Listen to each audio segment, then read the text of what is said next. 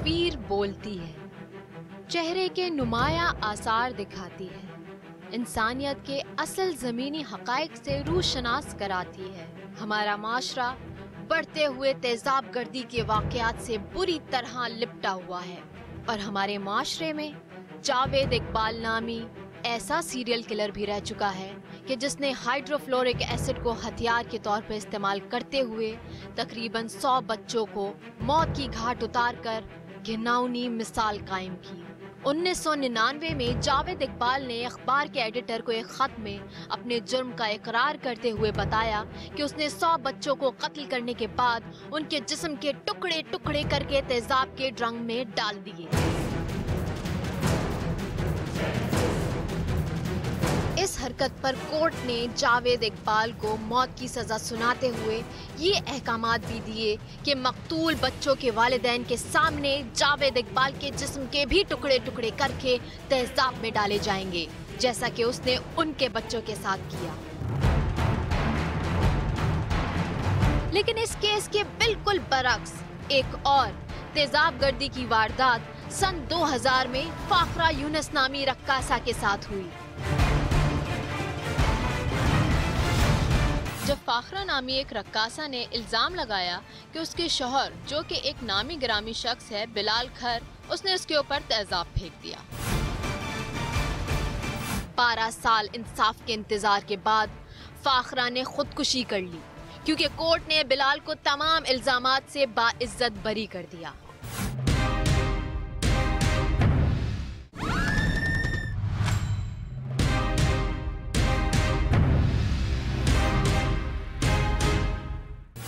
आप देख रहे हैं अवाम की आवाज़ और मैं हूं महविश सिद्दीक। दहशतगर्दी के वाक़यात बढ़ने की एक अमूमी वजह यह होती है कि दहशतगर्दी में इस्तेमाल होने वाला जो असला होता है उसकी बासानी फराहमी होती है, और ऐसे ही देखने में आया है तेज़ाब गर्दी के वाक़यात में भी। और एक अंदाजे के मुताबिक पूरी दुनिया में सबसे ज़्यादा तेज़ाब फेंक कर नुकसान पहुंचाने के जो वाक़यात पेश आए हैं वो बांग्लादेश में सबसे ज़्यादा पेश आए हैं। लेकिन सबसे बड़ा अलमिया तो ये है कि इस तेज़ाब गर्दी की वाक़यात से नुकसान सबसे ज़्यादा ख़वातीन का हुआ है और तकरीबन 70% ख़वातीन इससे मुतासिर हुई हैं। तो पाकिस्तान में सबसे ज़्यादा, यानी पाकिस्तान की तारीख में आज तक सबसे ज़्यादा 2011 में तेज़ाब फेंक कर औरतों को नुकसान पहुंचाने के वाक़यात रूनुमा हुए हैं, जिसकी तादाद थी तकरीबन 160, और 2013 में 140 वाक़यात, जबकि 2012 में ये वाक़यात थे तकरीबन 110।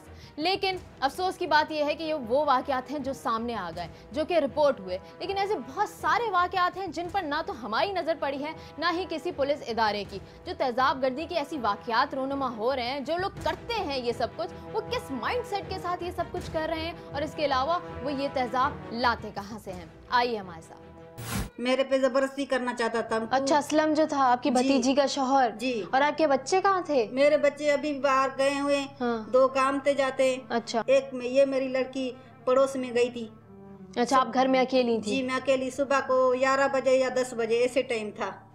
अच्छा। वो आया, फिर मेरी बेटी आई, चिकाई, उसको देखकर राब को ये चीखने लगी तो वो उसने बोतल निकाल के मेरे मुंह पे ऐसे फेंक दिया। मैं भागने लगी तो अल्लाह ने यहाँ पे मेरे पूरे बदन पे आ गया, चेहरे पे, आधा चेहरे पे यहाँ पे आ गया। अच्छा, पहले आपसे जबरदस्ती करने की कोशिश की असलम ने, लेकिन जब आपकी बच्ची गेट पे आ गई तो राहिब ने अपनी जेब में से वो बोतल निकाली? नहीं, असलम ने। असलम की जेब में थी। राहिब ने बोला जल्दी करो, भागो। हाँ। तो असलम जेब से बोतल निकाली, जेब से बोतल निकाल के मुंह में, मैंने कमरे में ऐसे ऐसे ऐसे भागने लगी तो ऐसे फेंक दिया तो आधा ऐसे चेहरे में आ गया, ये जिस्म में यहाँ पे आ गया, ये इधर आ गया, ये पीठ में आ गया है, ये गर्दन में, ये पूरा, ये गर्दन है, ये पूरा आ गया है। अभी भी मेरे को बहुत दर्द है, मैं कपड़े नहीं पहन सकती। ये कब हुआ था? ये रोज़ों वाली ईद थी। अच्छा, रोजे में जुलाई में हुआ है। जी। 21 जुलाई को हुआ। रमजान में ये हुआ है? रमजान में हुआ है। 15 रोजे था। आपका रोजा था? मेरे को आज उस दिन रोजा नहीं था। अच्छा, तो वो रमजान के दिनों में इतनी घिनौनी हरकत करके चला गया, भाग गया। और आपके घर में सिर्फ ये बच्ची थी? सिर्फ बच्ची थी, ये चीखने तो इसने क्या किया? आपने क्या किया उस वक्त जब अम्मी के ऊपर उसने फेंका था तेजाब? तो मैं वहाँ से आई, मैंने चिल्लाया। हाँ। तो वो इसको मार रहा था। हाँ।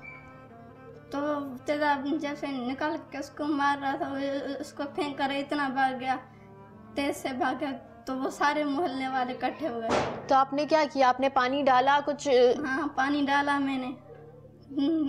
पानी डाल के तो मैंने अब्बू को मिस कॉल दी, मुझे कॉल दी, तो मेरे अब्बू जल्द से आ गए उस कुट पे। अच्छा, अब्बू आ गए थे तो मेरी अम्मी को ले गए। अम्मी को ले गए। तो कहाँ लेकर गए आपको? मेरे को पहले थाने लेके गए, गबोल थाने। अच्छा, फिर उसके बाद वो अस्पताल लेके गया।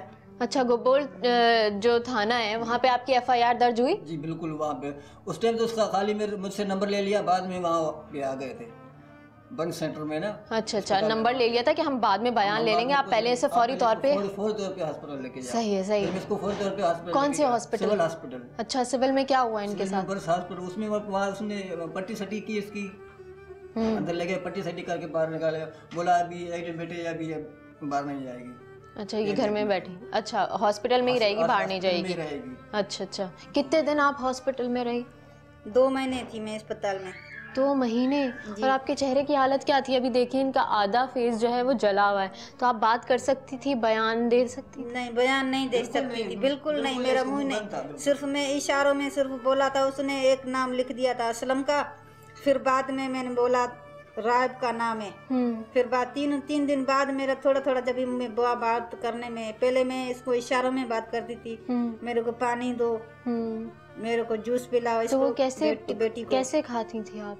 यहाँ से सिर्फ ये मेरे को पिलाती थी। सारी मेरी बेटी मेरे साथ थी, ये निलाती, ये थी, कपड़े मेरे ये धोती थी, खाना थोड़ा इतना करके मुंह में यहाँ डालती थी। ये गिरफ्तारी कितने दिन में हुई थी असलम की? गिरफ्तारी 3 महीने बाद। 3 महीने बाद हुई है? 3 महीने बाद हुई। वो भी इसने करवाई है। मैंने करवाई खुद। मैं वहाँ गाँव गया, उसके पीछे वहाँ से घर। तस्वीरें खिंचाने का आपको शौक था? बहुत शौक था तस्वीरें का। तस्वीरें मेरी बहुत है, इसमें भी 250-300 तस्वीरें पड़ी है, मोबाइल में भी पड़ी हुई है। ये मोबाइल में निकाल के ये करा के आया था, यही तस्वीरें मोबाइल में पड़ी है। तो ये तस्वीरें देख के होता है दिल में बद्दुआ निकलती है? क्या करूं, रोती हूँ बैठ के, बोलती हूँ अभी चेहरा मेरा देखो, ये चेहरा अभी देखो। कहीं नहीं जा सकती, बाहर नहीं जा सकती, पड़ोस में नहीं जा सकती। बोलती हूँ अभी मेरा चेहरा ये देख, अभी मेरा चेहरा ये देख कैसे हो गया है, सही होगा मेरा चेहरा। ये बोलता है मैं तुम्हारा सही करवाऊंगा, कैसे करवाएगा, ये ऐसे हो गया है अभी। मुझे अपनी वही वाली शक्ल चाहिए, मेरा क्या कसूर? ये बंदे को नुकसान पहुंचाएगा? जला देगा। बंदे को बिल्कुल जला देगा? जलाएगा ना। कितने का ये है 60 रुपए का।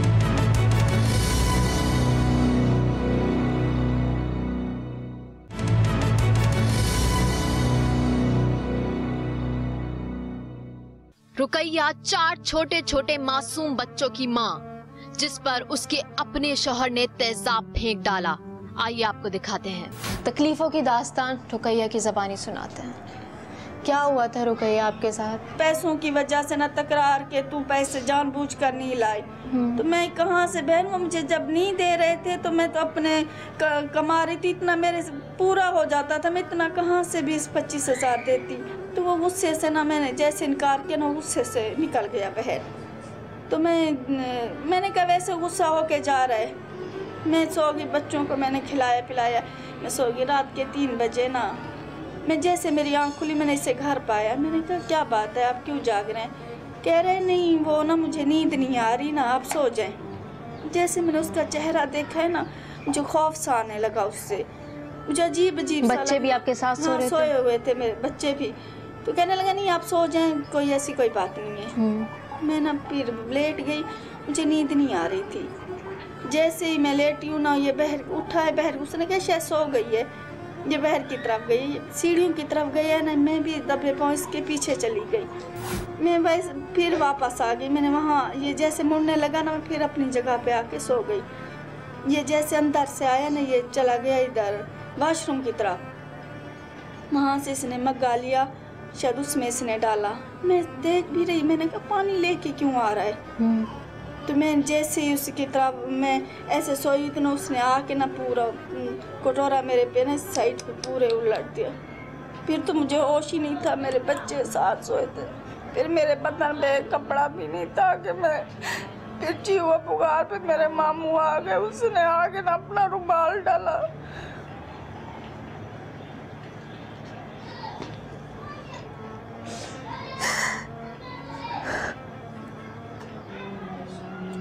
तो मुझे सिवाल नहीं गए, एम्बुलेंस बुला, मुझे फिर होश नहीं था।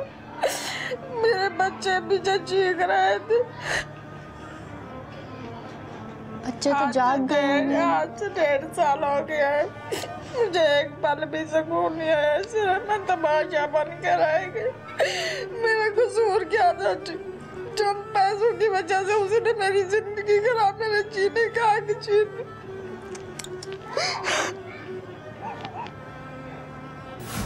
मेरे बच्चे दर बदर के ठोकरें खा रहे थे, ना कुछ संभालने वाला था ना कुछ।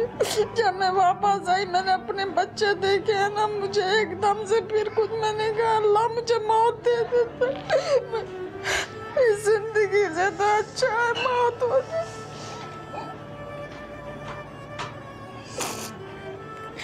जब मुझे होश आया है ना, मैंने बोला है, मैंने कहा मुझे ना मेरे पे तेजाब डालने वाले 3 भाई थे, तो पुलिस वालों ने क्या किया, उनसे पैसे लेके ना एक का नाम लिखा।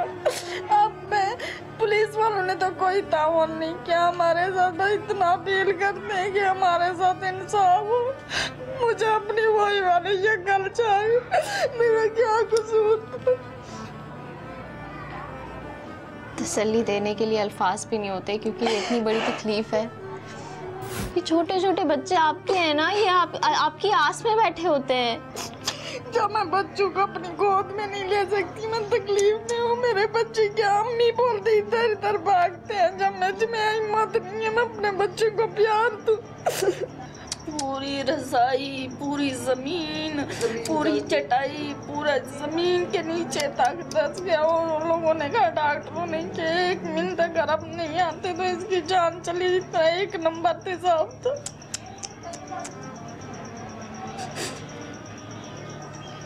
अभी तो काफ़ी सारे परेशान है, हिम्मत नहीं हो रही कि जब सोचती हूँ कि अस्पताल जाना है तो 2-2, 3-3 दिन होश नहीं रहता कि फिर अस्पताल जाऊँ। कितनी बड़ी अजियत है ये। आपने बताया आपके बच्चों पे भी तेजाब गिर गया था। मेरे बच्चे साथ सोए थे, बड़ा वाला जो बीच में है ना, उन पे हल्के छींटे हैं। हाँ। छोटा वाला और बड़ा वाला काफी सारे मुतासिर, बड़े का नाक, ये गर्दन, उसकी भी का पेट पूरा उसका जला हुआ है। गिरफ्तारी ही नहीं हुई किसी? नहीं। आपको पता है कि वो कहाँ है? आपको एड्रेस भी पता है, सब कुछ पता है? बता रही हूँ कि तुम मेरे साथ चलो, मैंने देखे, वो खुद बता रहे मुजरिम क्या वहाँ है, वो खुद बता रहे। मेरे पास रिकॉर्डिंग उनकी कॉल आई है ना और नंबर से, तो कहने लगा कि मैंने डाला फलां जगह से, मेरे साथ जो लोग मुनव्वस हैं वो भी बता रहे हैं, फिर भी पुलिस कुछ भी नहीं कर रही।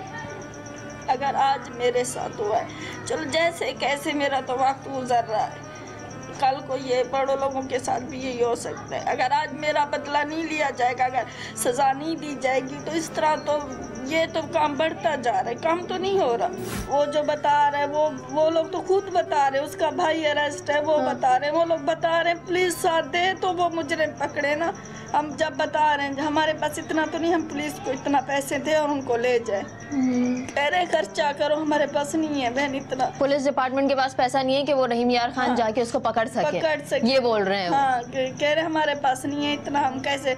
मैंने कहा तुम, हम गए 2-3 बार गए कि वो मुजरिम हमें धमकियाँ दे रहे हैं, आप लोग हमारा साथ हैं, हमारे साथ से। कह रहे नहीं, हमारे वो आर्डर आएगा तो हम जाएंगे। ये थाना नूरजहाँ, यहाँ से धमकियाँ आ रही है कि आप लोग मीडिया को साथ लेकर आ जाते हैं तो आप हमें बदनाम कर रही हो, ये कर रही हो, वो कर रही हो। हम जो भी जैसे ही केस या कुछ भी हमारे हाथ लगेगा ना, आप लोग तो इधर मिलेंगे भी नहीं, इस तरह आप लोग को गायब किया जाएगा। कौन ये धमकियाँ दे रहा है? पुलिस वाले? हाँ, कह रहे ये मीडिया लेके थाने पे आ जाती है तो ये हमें बदनाम कर रही है। तो बदनाम करने वाली क्या बात है? ये तो सच्चाई है कि अगर नूरजहां थाने वाले रहीम यार खान वाली पुलिस को ऑर्डर दें कि भाई इस शख्स को पकड़ना है, तो रहीम यार खान की पुलिस पकड़ेगी उसे, फिर इनको हैंड ओवर करेगी। हाँ, कि यही बात कहिए हम। और तो हम क्या कह, जो बात हुई है हम वो नहीं कहेंगे, हम वो कहेंगे। ये तो कुछ भी नहीं, सर भी काट देना, हम सच कहेंगे। जाहिर है जब इतना टॉर्चर बर्दाश्त कर लिया है तो ये जान की क्या किसको परवाह होगी। मैंने कहा जो आप लोगों ने किया है, जब मुझे होश आया मैंने आपको जो बताया, आप वो लिखे ना। खुद से क्यों लिख रहे हैं? पैसे लेके खुद से क्यों लिख रहे हैं? खुद से बयान लिख लिया, खुद से बयान लिख लिया कि नहीं ये था ये नहीं। तो तुम्हें क्या पता? मुझे पता है ना, मुझ पे डाला गया।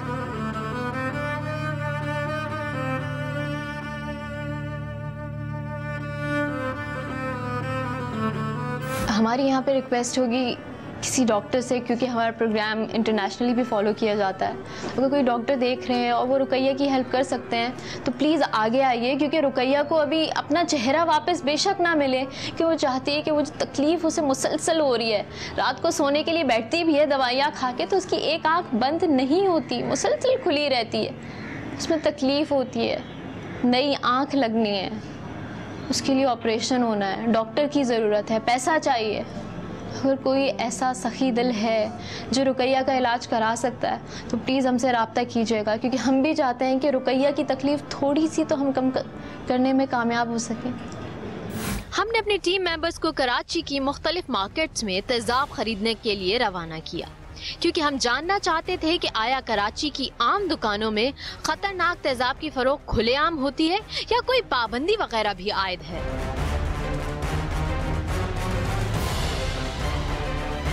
ये बोतल देने हैं, किसमें प्लास्टिक की बोतल में होगी? ज़्यादा तेज़ तो नहीं होता है? हैं? खतरनाक होता है? हाथ वाथ पे छींटे वीटे डालते हुए बचाना है, बचाना है, सब बता रहा हूँ, बचाना है। डरो नहीं हमें। अबे भाई देख, प्लास्टिक की बोतल में तो नहीं है? प्लास्टिक की बोतल में? अरे बाप रे। बात नहीं डाले, हम भी डाल देते। अच्छा, ढक्कन बोला मावरा दिन नमूने वाली वो ना करो, यूँ बोला ये नाली है, विशाल है, जैसे बोतल है, हाँ ढक्कन बोला नाली है, यूँ फेंक दें? आप फेंक दो, वो खुद ही नाली बोतल फेंक दें? हाँ। बहुत शुक्रिया।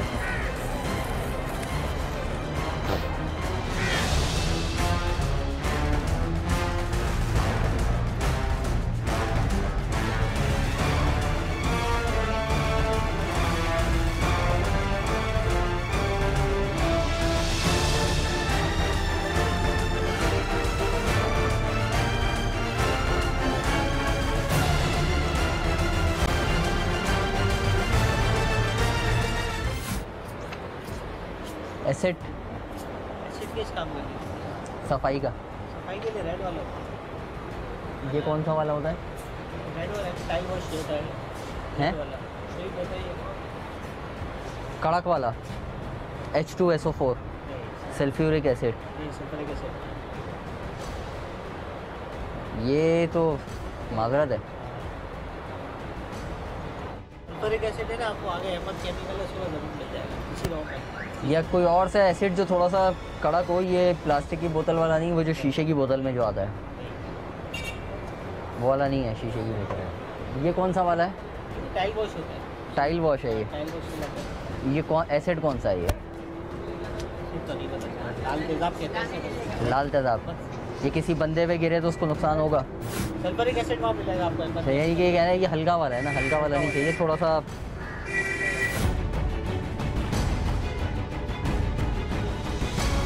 तेजाब और सफाई वाला। सफाई वाला ये नहीं, ये टाइल वॉश नहीं, तेजाब। तेजाब इसको खोलने के, नाली खोलने के लिए चाहिए। नाली खोलने के लिए कड़क वाला। नाली खोलना है ना, नाली बंद हो गया उसको खोलना है। हाँ हाँ हाँ, गंदक खोलना। गंदक का तेजाब, गंदक का। ये कड़क वाला है। ये हाँ। सबसे अच्छा है नाली खोलने के लिए भाई, ये इस्तेमाल होता है। अच्छा, इससे ज़्यादा कड़क वाला है कोई? इससे ज़्यादा कड़क। ये बंदे को नुकसान पहुंचाएगा? बंदे को जला देगा। बंदे को बिल्कुल जला देगा? जलाएगा ना। कितने का ये? ये है 60 रुपए का। 60 रुपए का। बंदे को फेंकेंगे, बंदा जलाएगा ना, बस जलना चाहिए।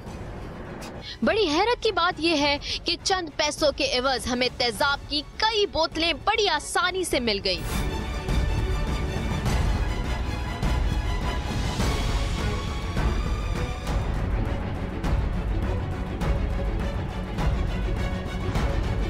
अब ये तेजाब के असरात किस नौइयत के हैं, ये आपको एक्सपेरिमेंट करके दिखाते हैं। अच्छा जी, ग्लव्स मैंने पहन लिए हैं।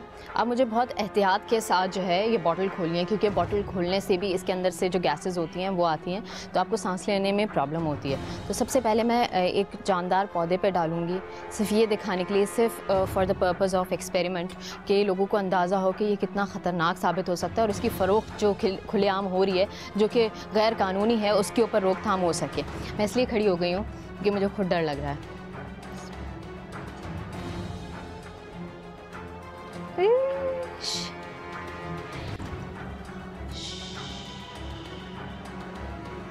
आप आवाज़ सुन सकते हैं कि किस तरीके से ये इसकी जो मिट्टी है उसमें झाग हो रहा है। और ये देखें, ये छोटे छोटे जो पत्ते हैं वो जल चुके हैं। इसका क्लोज लें आके यहाँ से, ये जो छोटा वाला पत्ता था ना, ये जल चुका है। ये वाले पत्तों के कलर उड़ रहे हैं। ओह यार, वो देखें, ये मिट्टी तक जो है वो मेल्ट हो रही है। हम तो समझ रहे थे मिट्टी पे इसका इफेक्ट नहीं होगा। ये देखें, ये पौधा खुद ब खुद ये मेल्ट होके इस तरफ जा रहा है, अपनी डायरेक्शन चेंज कर रहा है। पत्ते के ऊपर इतना इफेक्ट, ये देखें, ये देखें, ये देखें, ये गिर रहा है।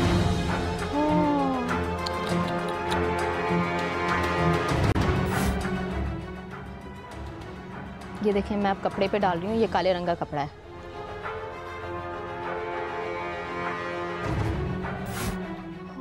ये देखें, ये देखें, ये मेरा ग्लव्स भी जलाने वाला था। ये देखें, ये कपड़े के ऊपर लगा हुआ है एसिड और धुआं उठ रहा है इसके अंदर से। ये देखें, ये देखें, ये देखें, जैसे प्लास्टिक हो। एक आम कपड़ा प्लास्टिक की तरह पिघल रहा है। ये देखें, ये देखें, ये हाल किया इतने मोटे कपड़े का। और हमने बाकायदा मोटा कपड़ा लिया था जो इतनी, इसकी स्मेल अनबेरेबल है। पौधे का ये हाल, कपड़े का ये हाल। लास्ट में मैंने गोश्त का टुकड़ा रखा है। कहते हैं 1st degree burn, 2nd degree burn. वो इसलिए बताया जाता है कि इंसान की स्किन की फर्स्ट लेयर अगर जले तो उससे कितना नुकसान होता है, 2nd लेयर जले तो उससे कितना नुकसान होता है। 3rd डिग्री बर्न जो ऐसा होता है कि उसके ऊपर सर्जरीज करते रहे डॉक्टर, लेकिन उससे अफाका नहीं होता। देखें, पौधा बेचारा एक एक स्टेम करके गिर रहा है।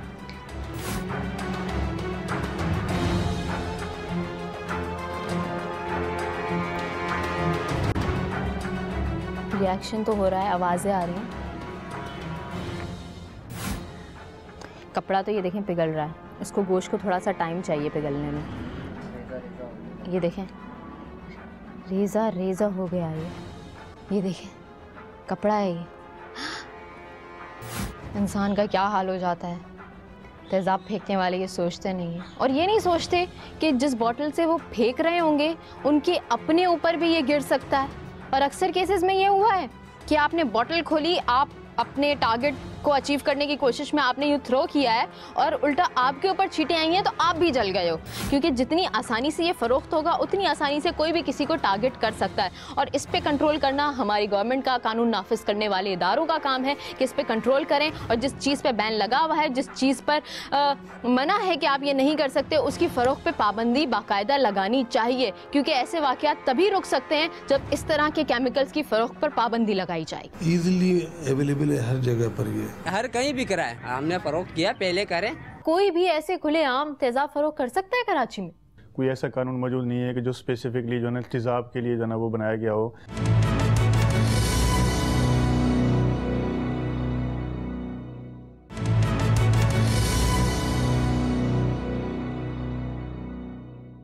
हम सबसे पहले असिस्टेंट कमिश्नर गुलबर्ग सुमेरा साहिबा के पास गए, क्योंकि उनके इलाके में ही खुलेआम तेज़ाब फरोख्त हो रहा था। काफी तवील बातचीत के बाद ये नतीजा निकला कि असिस्टेंट कमिश्नर तेजाब की फरोख्त के खिलाफ कार्रवाई नहीं कर सकते, क्योंकि इसके अगेंस्ट कोई कानून ही नहीं। आप अगर हमसे पूछोगे कि भाई आप इनको बंद कर रहे हो, आप किस एक्ट के लॉ के तहत आप इसको बंद कर रहे हो, तो मैं आपको क्या जवाब दूंगी? बैन लगा और ये चीजों का नोटिस लिया जाता है। हमारे बॉसेस या हाई हाउस में वो सब देखते हैं ये सब चीज़। ये ऐसा नहीं आप वापस आ गए, ऐसा नहीं होता। चीज़ों को फिर वो नोट किया जाता है कि अच्छा ये अच्छा कोई चीज़ों का पता नहीं है और ये लोग काम लिखते चले। इसी सवाल का जवाब लेने हम इलाकाई पुलिस के पास आए। अच्छा, तो ये पुलिस के पास इख्तियार नहीं है, सिर्फ रिपोर्ट बना के पुलिस भेज सकती है। क्योंकि स्पेशल के तहत जो है वो फरमान का मैटर है, उसको अरेस्ट नहीं कर सकते, उसकी रिपोर्ट बना के थोड़ा आगे भेज सकते हैं। अच्छा, इसके अगेंस्ट कोई कानून, कोई लेजिस्लेशन कुछ है ही नहीं? नहीं, अभी तक तो मेरे कोई ऐसे इल्म नहीं है कि कोई इसके एसिड के खिलाफ जो कोई ऐसा हो कि। और आज से पहले कोई पुलिस की कार्रवाई भी नहीं हुई ऐसे दुकानदारों के खिलाफ? तकरीबन अगर हुई होगी तो मेरे इल्म में नहीं है। तो अभी आप क्या कहते हैं, अगर इस तरह से दुकानों में ऐसा मटेरियल बिक रहा है जो कि क्रिमिनल एक्टिविटीज़ में यूज़ हो सकता है, तो इसके अगेंस्ट कौन कार्रवाई करने वाला है, कौन क्वेश्चन करने वाला है? तो ये तो इसका फिर मकसद ये है कि जो है उसका लॉ बनाया जाए ताकि इस पे और सख्ती हो, बिल्कुल कानून साजी की जाए, उसका लॉ बनाया जाए ताकि विदाउट किसी को, मेरे ख्याल के आईडी कार्ड के या विदाउट किसी परमिट के या किसी चीज़ के ना दिया जाए, ताकि अगर उसके पास एक रिकॉर्ड हो, रजिस्टर्ड हो, वो उसका आईडी कार्ड ले बताए, उसका लिखे कि जी मैंने इसको इतना दिया, क्या दिया। मगर अमूमन जो इस तरह इजीली बिकता है जो शॉप्स है मार्केटों में, वो तो टाइल वगैरह का क्लीनिंग का है, वाशरूम की क्लीनिंग का है, इस तरह के इस्तेमाल है।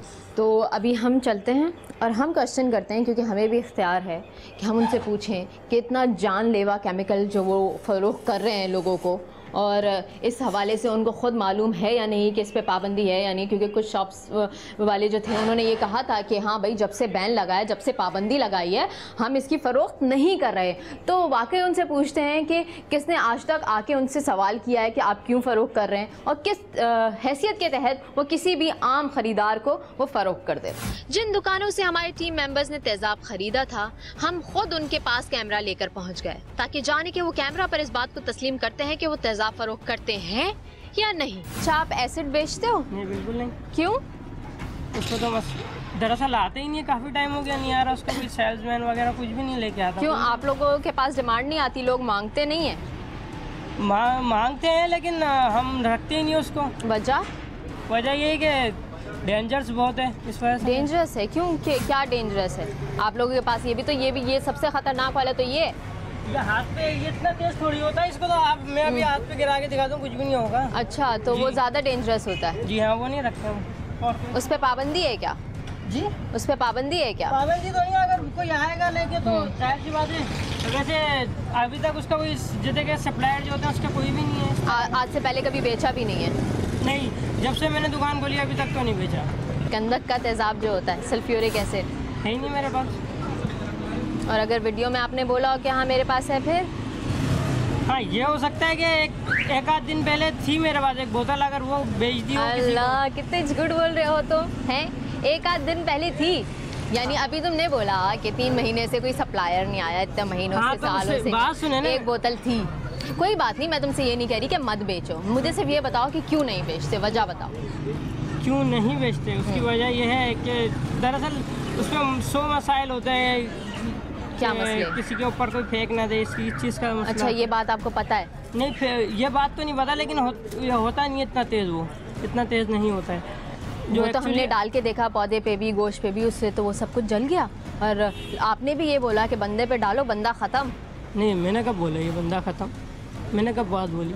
अगर है तो मैं डाल। अच्छा, आज तक तुम लोगों के पास कोई पूछने आया है कि तुम लोगों के पास क्या मटीरियल है, क्या नहीं है? आज तक तो कोई भी नहीं आया है।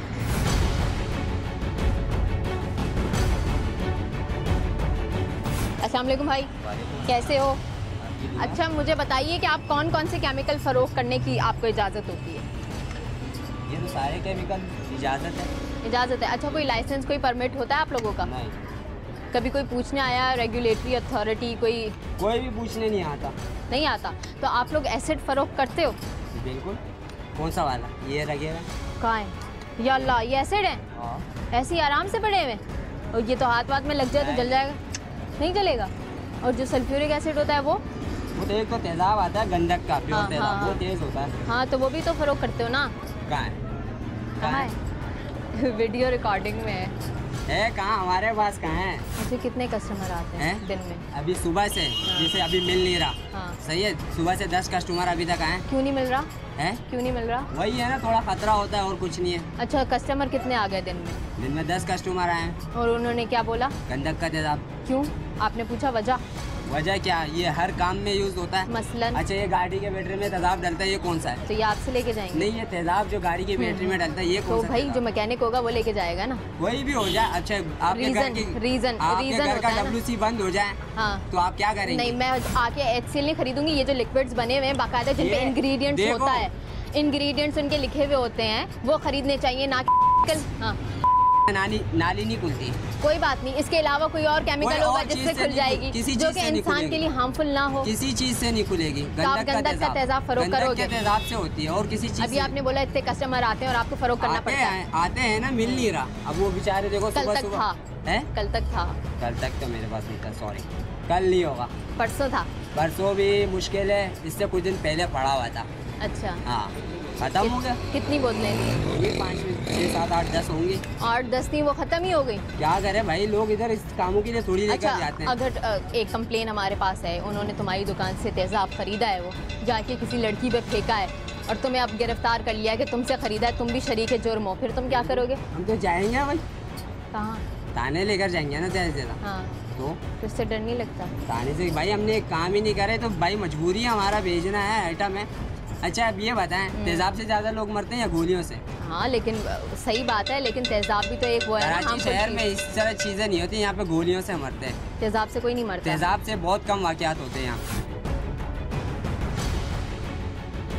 एसिड वगैरह एसिड फिलहाल आ नहीं रहा, बैंड है। बैन है? कब से लगा हुआ है? तकरीबन साल हो गया। अच्छा, तो उसके चेक एंड बैलेंस के लिए कोई आता है? आते हैं, बिल्कुल आते हैं। कौन आता है? बाद सिक्योरिटी इदारे के लोग आते हैं और वैसे ऑथराइज आते रहते हैं, कोई ऐसा मसला नहीं। पुलिस वाले आते हैं? हाँ, बिल्कुल चेक करते हैं, क्यों नहीं करते हैं। इस तरह से चेकिंग करते हैं? आते हैं, कभी दुकानों वगैरह में चेक करके आते हैं। अच्छा, और अगर निकल आता है फिर क्या करते हैं? तो वो बाकायदा अंदर ले जाते हैं, चालान काटते हैं, बाकायदा 555 दाने वाले ले जाते हैं, ऐसा होता रहता है। तो वो जो सल्फ्यूरिक एसिड है वो आपकी दुकान पे नहीं? नो सॉरी, आप चेक कर सकते, नो प्रॉब्लम। नहीं, क्योंकि हम लोग नहीं लगता, मुझे परमिशन NOC वगैरह चाहिए होती है। यस। देखें, हर दुकान वाला तैयार है, और अगर फुटेज है भी फ़रोख्त की, गंदक के तेज़ाब की, तो कह रहे हैं तो क्या होगा। इन्होंने कहा है कि भाई बैन लगा हुआ है, और पुलिस वालों ने इन्हें बताया कि NOC लेनी पड़ती है, परमिट होता है, लाइसेंस होता है, उसके बाद ही आप H2SO4 जो है वो फ़रोख्त कर सकते हैं। लेकिन काफ़ी सारे दुकानदार ऐसे थे जिन्होंने ये कहा कि हमें पता ही नहीं है कि पाबंदी है, बैन है। एक सवाल जिसका जवाब अभी तक हमें नहीं मिला कि आया आम दुकानों पर तेज़ाब की फ़रोख्त हो सकती है या नहीं। तो इस हवाले से हम गए असिस्टेंट कमिश्नर साहिबा के पास भी, उनसे पूछा तो उनके पास भी कोई जवाब नहीं था। उन्होंने कहा कि मैं SHO साहब से पूछती हूँ, क्या पता लोकल पुलिस इसके अगेंस्ट कार्रवाई कर सकती हो। उनसे पूछा, हमारे SHO साहब ने भी ये कहा कि कोई कानून ही नहीं है, और अगर है भी तो मोटी बुक में देखना पड़ेगा। उसके बाद हमने एक्साइज और टैक्सेशन डिपार्टमेंट से भी पूछा कि आया इसके अगेंस्ट कौन काम करेगा, लेकिन कहीं भी हमें अपने सवाल का जवाब नहीं मिला। तो अभी हमने दावत दी है एडवोकेट लियाकत अली खान साहब को, उनसे हम पूछेंगे कि हमारा कानून इस हवाले से क्या कहता है, और क्या वाकई कोई कानून है, क्या कोई भी ऐसे खुलेआम तेज़ाब फरोख्त कर सकता है कराची में। देखिए, आपने बिल्कुल सही कहा, लेकिन जो हमारी CRPC है या PPC है, इसके अंदर तो कोई ऐसा कानून मौजूद नहीं है कि जो स्पेसिफिकली जो है तेज़ाब के लिए जो है वो बनाया गया हो। अच्छा। अगर किसी के ऊपर आप तेज़ाब फेंकेंगे तो उसके ऊपर ये सेक्शन लगेगी। लेकिन अगर कोई शख्स किसी पे तेज़ाब फेंकता है तो उस पर अटेम्प्ट टू मर्डर की जो सेक्शन है 324 लगती है, लेकिन अच्छा। ऐसी कोई स्पेसिफिक सेक्शन नहीं है कि अगर कोई शख्स तेज़ाब बेचेगा तो उसके ऊपर जो है ना खुलेआम फरोख्त करेगा तो ये सेक्शन लगेगी, उसके खिलाफ ये FIR दर्ज करके उसको अदालत में पेश किया जाएगा और उसके खिलाफ कार्रवाई की जाएगी। लेकिन यह है कि हम यहाँ किसी दुकानदारों को जो है ना, जो हमें बताया गया है या जो हम सुनते हैं कि तेज़ाब की खरीदो फरोख्त जो है ममनू है, और ये एक्साइज एंड टैक्सेशन डिपार्टमेंट अगर किसी को लाइसेंस इशू करता है तो वो उसकी फ़रोख्त कर सकते हैं, लेकिन उसकी पहले उसकी मालूमात करेंगे कि आप जो तेज़ाब लेने के लिए आए हैं वो किस पर्पज़ के लिए लेके जा रहे हैं, किस के ऊपर आप जो है ना उसको इस्तेमाल करेंगे या किस लिए आप लेने के लिए आए हैं। उसकी प्रॉपर जो है ना उससे NIC की कापी ली जाएगी, उसका जो वेयर अबाउट है पूरा वो लिखा जाएगा, उसके बाद आप उसको देंगे। लेकिन यहाँ हम देखते हैं मार्केट्स के अंदर जो है ना तेज़ाब खुलेआम फरोख्त हो रहा है, दुकानों के ऊपर जो है ना बोतलें भर के रखी जा रही हैं। कोई भी शख्स जाके बआसानी उसको 100 रुपए की, 50 रुपए की या 200 रुपए दे के उस तेज़ाब को खरीद सकता है। अच्छा, ये 144 लगती है, ये बात सही है कि वो पर्टिकुलर पीरियड के लिए लगाई जाती है। अच्छा, तो ऐसी पॉसिबिलिटी है कि जिस तरह से अभी हमने ये इशू हाईलाइट किया है तो दोबारा से 144 इसके अगेंस्ट लगा दी जाए ताकि लोग फॉलो करें उसे। देखिए ये होम डिपार्टमेंट जो है ना वो लगाती है कि आप 144 एक 3 महीने की होती है, 3 महीने के बाद अगर चाहें तो उसको एक्सटेंड कर देते हैं। इसके अलावा देखें जैसे कोई बड़े त्यौहार आते हैं, ईद आती है या मुहर्रम आता है, तो उसके ऊपर जो है ना गवर्नमेंट एक नोटिफिकेशन जारी कर देती है उस पर, या ईद आती है जैसे कि पटाखे वगैरह बेचते हैं उसके ऊपर ये 144 जो है ना पिस्टल नहीं लेके जा सकते, पटाखे नहीं फरोख्त कर सकते, जो शख्स इसकी वायलेशन करेगा उसके खिलाफ कार्रवाई की जाएगी, उस वक्त ये करते हैं। बाकी लेकिन इनके पास जो स्पेशल मजिस्ट्रेट होते हैं जो जाते हैं, जो ज़ख़ीरा अंदोज़ी करते हैं, जो एशिया जो है ना महंगे दाम फरोख्त करते हैं, उनके खिलाफ जो है ना ये जाके दुकानों पे ये कार्रवाई कर सकते हैं, जुर्माना भी कर सकते हैं, दुकान को सील भी कर सकते हैं और इनको गिरफ्तार भी कर सकते हैं। दुनिया भर में 25 नवंबर को ख़वातीन पर तशद्दुद के खात्मे का आलमी दिन मनाया जाता है और ख़वातीन पर तशद्दुद करने की एक भयानक मिसाल है ख़वातीन पर तेज़ाब फेंक कर उनको झुलसा देना। हमारे मुल्क में इस गुनाह की जो सज़ा है वो तकरीबन 14 साल कैद है और 10 लाख रुपए जुर्माना, लेकिन ये सज़ा इक़दाम कत्ल के एक्ट के तहत सुनाई जाती है। हमारे यहाँ मैन्युफैक्चरिंग तेज़ाब की और उसकी इंपोर्ट के ऊपर तो कानून मौजूद हैं, लेकिन रिटेलर्स के खिलाफ कोई कानून मौजूद नहीं है। कोई भी कहीं भी खड़े होकर तेज़ाब फरोख्त कर सकता है जिस पर कोई रोक टोक भी नहीं है। तो ये एक बहुत बड़ा अलमिया है और इस पर कानून साजी करने की ज़रूरत है। जो कानून नाफिज करने वाले इदारे हैं, जो लोग असम्बलियों में बैठे हैं और हमारे हुक्मरान अपनी कुर्सी की लड़ाई के लिए तो बहुत जंगें लड़ते हैं, असम्बली में बड़ी बड़ी तकरीरें करते हैं, लेकिन जो काम की चीज़ें हैं, खुसूसन आज चूँकि आलमी दिन है, इस मौके पर कोई भी ऐसा बिल पास नहीं हुआ जो कि इन ख़वातीन, मज़लूम ख़वातीन के हुकूक के लिए आवाज़ उठाता या उनके मफाद के लिए होता। तो यहाँ हमें कानून साजी करने की ज़रूरत है। लेकिन एक अच्छी बात यह है कि हमारे मज़हब इस्लाम में इस जुर्म के लिए कसास मौजूद है, यानी अगर कोई शख्स किसी शख्स पर तेज़ाब फेंकता है तो उसके साथ भी वैसे ही होना चाहिए जैसा कि उसने हरकत की है। इस हफ्ते के लिए इतना ही। आपको कैसा लगा प्रोग्राम आप फेसबुक के जरिए हमें बता सकते हैं। अवाम की आवाज़ की टीम और महविश सिद्दीक को दीजिए इजाज़त। आवाज़ उठाइए, इनकलाब लाइए।